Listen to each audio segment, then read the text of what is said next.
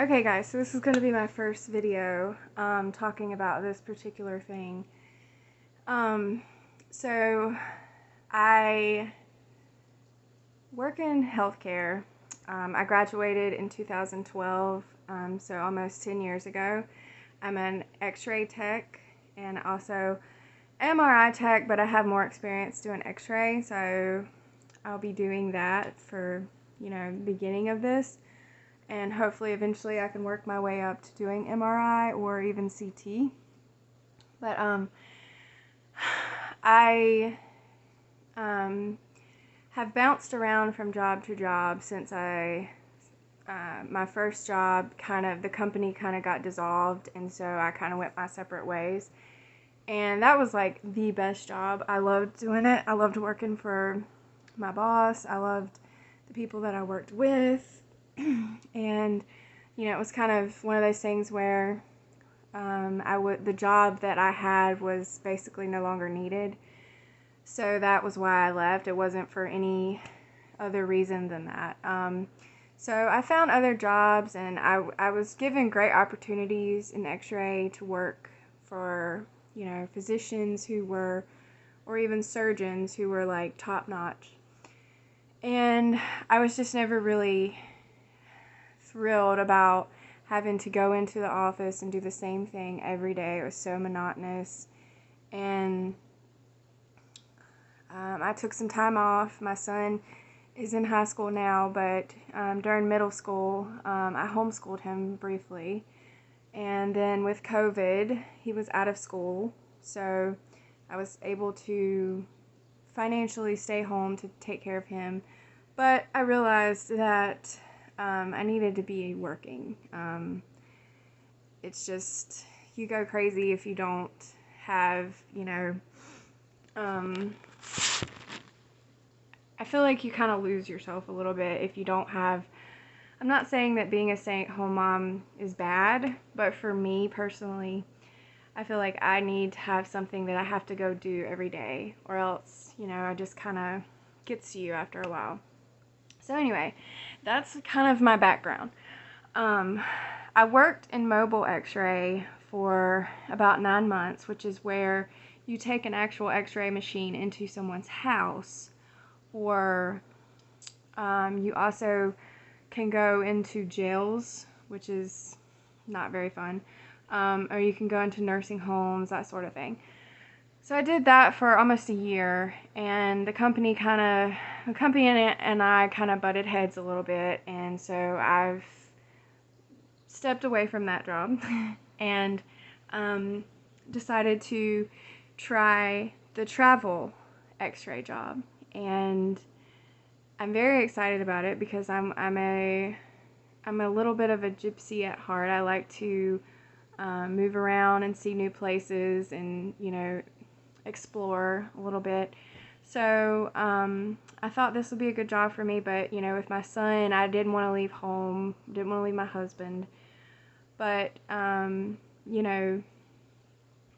son's a little older now, and he's a little more independent, well, a lot more independent, and so this is a good time for me to get started. So I live in North Carolina, near Wilmington, North Carolina, which is on the coast.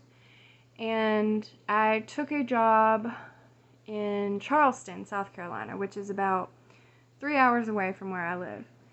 So it's still close enough that I'm going to be able to travel back and forth between, work days, and, still be close enough to home to where everybody still feels comfortable starting out. And I figured that would be a good starting place. And I looked into other people on YouTube at their videos to see about, other, people vlogging during this experience. And I found a couple, and I just thought, well, I was fascinated by it. And I thought, well, why don't I do that? Because there may be somebody out there who is kind of thinking about doing it, or who is doing it. Maybe you can give me some pointers or ask me some questions as I go through this process or this journey or whatever you want to call it. I just thought it would be fun to vlog it. And, you know, I'm really looking at it in a positive sense of I'm excited about having the opportunity to work again in x-ray. I haven't worked in a hospital in probably since 2019, 2018, 2019, and it's 2021, so it's been a while since I've worked in a hospital environment, so that's going to be quite a,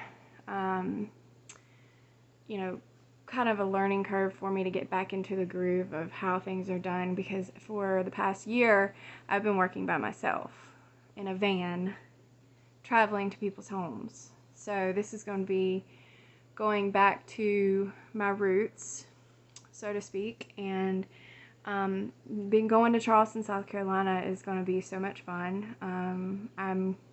It is now October, I think it's the 12th or 13th today, and I'm set to start November 8th, so I still have plenty of time to get used to the idea of not being home and kind of prepare myself mentally and get things together and plan it. I had to go out and buy some scrubs. I found some that were super cheap. I went to the scrub store at the outlets near my house and found 3, because I already had black pants and we have to wear teal shirt and black pants. So I found some teal shirts that are cute and very comfortable, and they're like $13 a piece, so I bought 4 because I'm like, heck yeah, that's really good. That's cheap. So I did that. I'm not sure yet what kind of shoe requirements they have, if any, so I didn't buy any new shoes. I have a pair of black Brooks that I bought, Ghost. They're so comfortable, by the way. Like, if you're looking for a good pair of tennis shoes, the Ghost shoes from Brooks are great. Anyway, so I might buy some new shoes once I get started and find out, you know, what colors we can wear and all that. But yeah, I mean, I'm just really, I've already booked my room, and that was another process that, I gotta change positions. But that was another process that I just really was like, it was an experience getting used to doing that. So, yeah, so like, I went on Vrbo, and I went on, what's the other one called? There's Vrbo, and then there's, shoot. What's that? It's the first one. Vrbo's the newer one. I've never used Vrbo before. I've always used, oh darn, I can't think of the other one. But anyway, I found several places. I found one place that was perfect. It was a good price. It was great. But we waited too long to reserve it, and it was gone by the time I went to reserve it yesterday. So I ended up going with a place that's really cheap, but nice, but small. So I'll have to show you that when I get to it. I reserved it a few days early so I can get there early and go ahead and get, acquainted with the place. But it is probably walking distance to the hospital that I'm going to be at. So I may just walk. But, yeah, so, I got that booked, and it is basically like a studio. It has a bunk bed with like the couch under it. The bunk bed is supposed to be very comfortable, is what it says. Here's a TV. There's a little desk thing that you can turn into like a dining table. And there's a refrigerator and like a little small kitchenette area, and then a full-size bathroom. So I think it's going to be good. I mean, I would love to have gotten something bigger with more space, but for the price, because I'm going to be getting stipends or stipends, and they get stipends. And so, and that is pretty decent. They're giving me about $1,100 a week to live on, which is basically where you make most of your money. Um, the price that I'm making per hour is not great, but I don't have to pay taxes on the per diem money, so, or the stipend money. So that is going to be the meat of where I make my money, where it's going to be worth it to actually do this. So yeah, if I found a place that was, the cost to stay there was the cost of 1 month of stipends. So that's not bad. So I'm going to pocket the rest of that money basically, besides, food and living expenses. But I mean, I don't have to pay any bills or anything, so I don't have to worry about any of that. I'm decently close to home, so because it doesn't have a washer and dryer, I'll have to come home and wash clothes once a week, which is not a big deal because I'm going to come home anyway because I'm going to come see my family.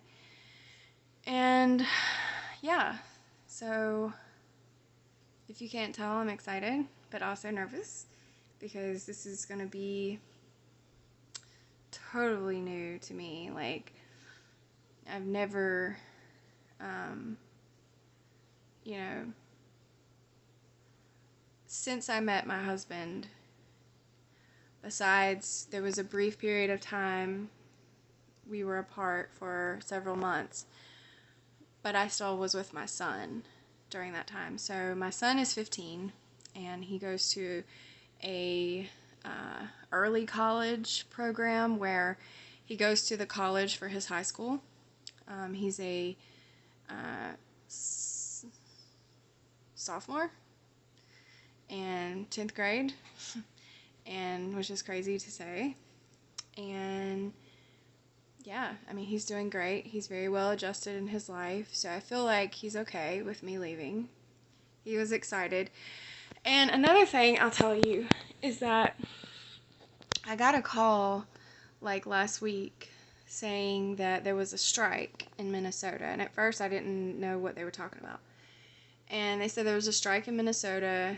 There's an offer for $14,000 to go to Minnesota for a week to work. And I'm like, I don't really know about traveling that far because I've never done it before, so I'm new to all this. But I'm like, $14,000? Hell yeah, I'll do that. Well, signed up for it, got all the documentation, everything ready. Didn't hear anything, so I sent a message to the travel coordinator, and they're like, oh yeah, I think the strike ended. And I'm like, what? So I sent a message to my recruiter, and he finally got back with me and was like, yeah, I've been super swamped all day, blah blah blah. It's been canceled. So the strike ended. So I'm not gonna get the $14,000. So I'm a little disappointed about that, but I have to say I'm not disappointed about having to last minute travel to Minnesota because I've never even been on a plane. Like this chick here, I have not got out much. I have been to the Grand Canyon. I went on a road trip to the Grand Canyon in high school.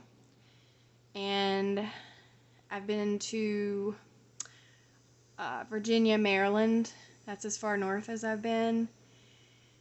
And I'm from Charlotte. And I've been to Tennessee. I've been to Nashville. And when I went to the Grand Canyon, I drove through the lower states. But other than that, we went to Florida a couple years ago. So I've not traveled a whole lot. I'm kind of a little bit of a bubble. So, or a bubble child, however you want to say it. And I'm fine with that, but like I don't want to stay that way. Like I want to be able to travel and do those kind of things. I think it would be fun. So I think this is going to be exciting.